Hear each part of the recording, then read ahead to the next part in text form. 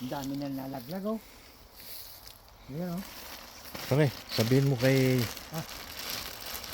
Ryan, hinog na kamo yung apple niya. Sabi mo, Ryan, Hindi.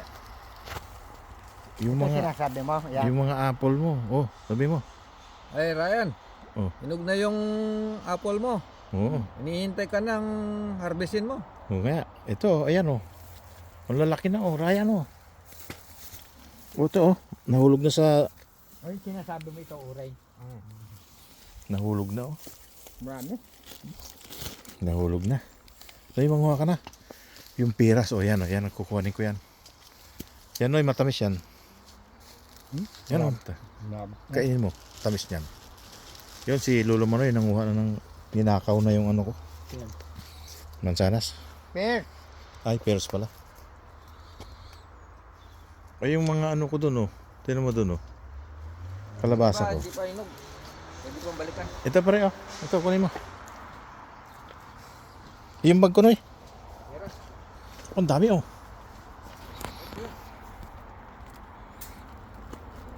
Ito nabubulok na oh. Nabubulok na. Ang dali na ng yung iba. Alright. Nabubulok na mga otoy ito. Sobrang hinog na to. Sobrang. Nabulok na. Ito. Nabulok na. Bulok na ako. Sayang. Ano yan? Hindi natin agapan ano? Ito ba na? Sayang yung buo. Ano mabigat? Mackerel?